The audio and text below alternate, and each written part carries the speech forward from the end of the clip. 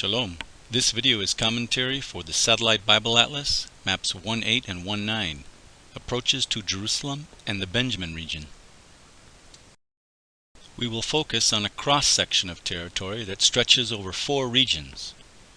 The Shephelah foothills to the west of Jerusalem, the hill country where Jerusalem sits, 2,500 to 2,800 feet above sea level. Then to the east, the rugged Judean wilderness, sloping down to the Rift Valley and Jericho. Jerusalem's latitude is about the same as the top of the Dead Sea. So, to find Jerusalem quickly on any map, from the top of the Dead Sea, come directly west or left. Remember, however, that Jerusalem is over 4,000 feet higher in elevation than the Dead Sea.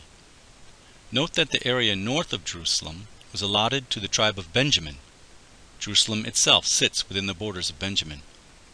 We will see that the most important routes to Jerusalem, even from the east or west, approach Jerusalem from the north, that is, through the territory of Benjamin.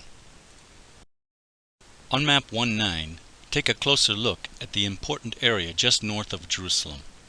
The area is called the Central Benjamin Plateau. It is relatively flat ground on the hill country watershed, with canyons cutting to its east and west. Only 3 to 7 miles north of Jerusalem, the Central Benjamin Plateau is outlined by the biblical cities of Gibeon on the west, Mitzpah on the north, Geba on the east, and Gibeah, the capital of Saul, on the south. Ramah, the hometown of Samuel, is at the center of the plateau. The Central Benjamin Plateau is staging ground for main routes heading to Jerusalem. Control of Central Benjamin means access to Jerusalem. A historical example of this can be seen on map 6.2. During the divided monarchy of Israel's history, Baasha, king of Israel in the north, came down and captured Ramah in central Benjamin, as 1 Kings 15:16 says, that he might prevent anyone from going out or coming in to Asa, king of Judah. Through diplomatic maneuvering and war by proxy, Asa removed this threat to his capital in Jerusalem and established a border between Judah in the south and Israel in the north by building up the towns of Mitzpah and Geba. Even east-west routes crossing through the hill country are naturally funneled through Benjamin. The region of Benjamin is lower in elevation than the hill country north and south of it. If one looks at the hill country from the west, Benjamin sits in a kind of saddle. Jerusalem and Benjamin are 800 feet lower than the hills near Bethel to the north or Hebron to the south, so east-west routes tend to run through Benjamin. Let's look at the western approach to Jerusalem on map 1.8. The western approach comes from the coastal plain through the Ajalon Valley in the Shephelah foothills. In the Old Testament period, the city of Gezer supervised this area. Gezer today is a large ruin, or tell, that was fortified by the Canaanites, Philistines, and Israelites. As the front door to the capital of Israel, King Solomon fortified Gezer. Solomonic period ruins have been excavated here at Tel Gezer. We're at ancient Gezer on a Solomonic gate!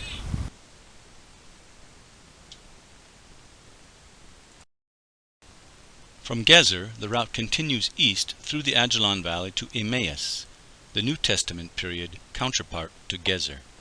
From Emmaus, the route angles a bit north to the Beth Horon Ridge route. By staying on the Beth Horon Ridge, the route avoids the deep canyons that drain the hill country. The route joins the Central Benjamin Plateau at Gibeon.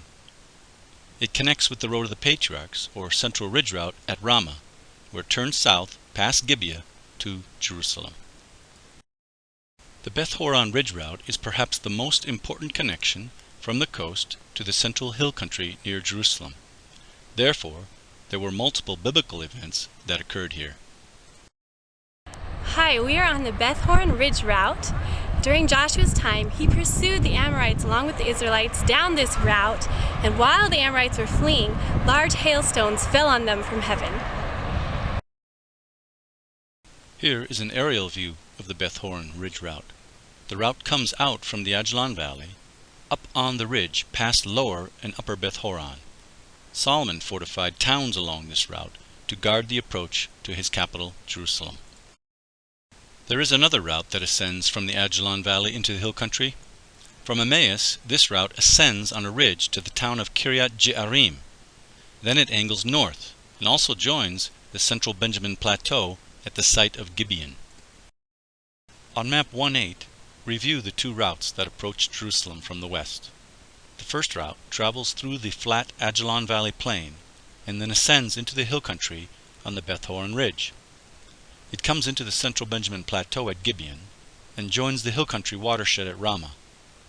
From Ramah, the route turns south on the road of the patriarchs, passing Gibeah to Jerusalem. The second route also comes through the Ajalon Valley, but ascends a ridge to Kiryat Jearim. Note how Kiryat Jearim is separated from Jerusalem by two deep canyons, the Upper Sorek and Kesalon valleys. These canyons function as a moat on Jerusalem's western flank, forbidding any easy access to Jerusalem from the west. Instead, the Kiryat Jearim route angles north to Gibeon and Ramah in central Benjamin. There is a route that connects Kiryat Jearim more directly to Jerusalem, but it is not an easy one. It goes treacherously up and down valleys and ridges. Map 5.1 shows a historical event connected to the Kiryat Jearim ridge route. In the days of Samuel, the Ark of the Covenant returned from Philistia to Bet Shemesh and then up to Kiryat Jearim, where the Ark stayed for 20 years until Samuel led Israel in a national repentance. The Ark stayed some 100 years in Kiryat Jearim until King David brought it into Jerusalem. We can speculate on the route David used. He may have come through central Benjamin, past the cities of Ramah and Gibeah, Saul's capital, or the Ark traveled the more difficult road across the deep valleys flanking Jerusalem's western side. Map 6.1 shows the Beth Horon and Kiryat Jearim ridges being used. Solomon's son Rehoboam had built forts in Judah, but when he forsook the law of the Lord, his forts meant nothing. The Lord brought Pharaoh Shishak of Egypt against him. Shishak's own records parallel the biblical account. Shishak recorded the conquest of towns along both the Beth Horon and Kiryat Jearim ridges as he made his way up to threaten Rehoboam in Jerusalem. Now let's examine the eastern approaches to the hill country and Jerusalem. This photo shows the remnants of a Roman road between Jericho and Jerusalem. On map 1.9, all traffic that comes from the east across the Jordan River is absorbed by Jericho. Jericho is in the Rift Valley, 800 feet below sea level. The most direct route from Jericho to Jerusalem climbs the ascent of Adumim, staying south of the Wadi Kilt. Wadi is an Arabic word, often abbreviated W on our maps, and Nahal, abbreviated N, is Hebrew, meaning canyon. Wadis are often dry and deep, but have water flowing in them during the winter rains. We're in the Judean desert on the way from Jericho to Jerusalem, and it's characterized by deep canyons like the one behind me.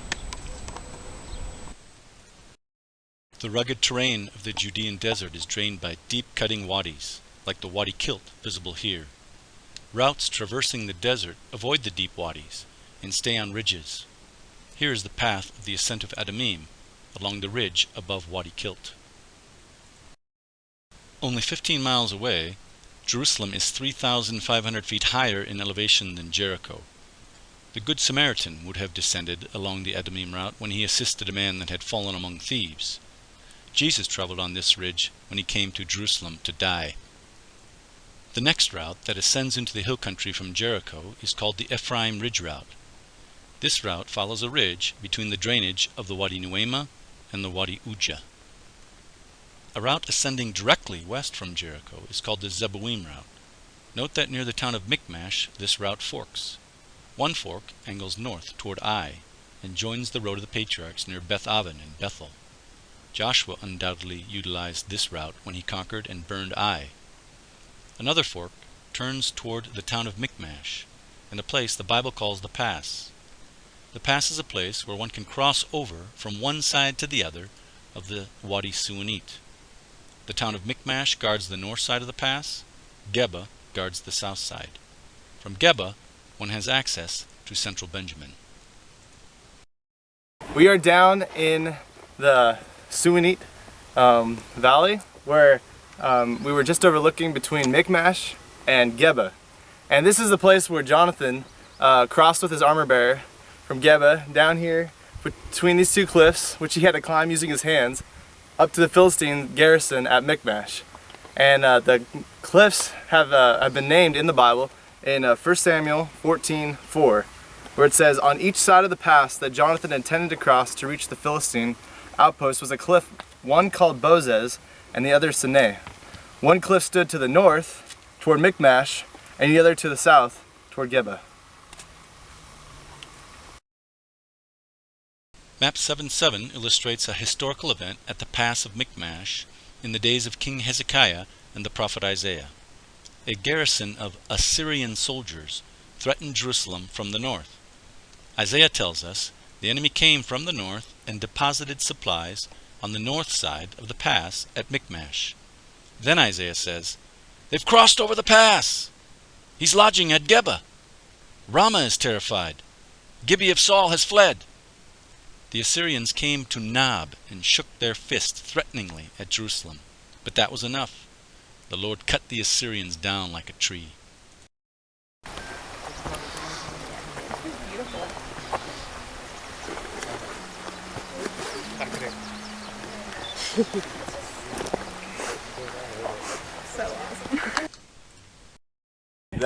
We're just on our way to Jerusalem and taking a little break right now. I think we're about to go on see some parts of the Roman road and Mount of Olives. More or less, man, Jesus did some work to come to die.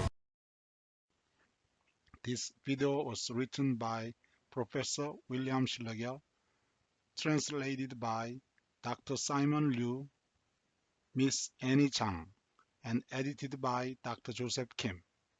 Please visit www.logos101.org for more information.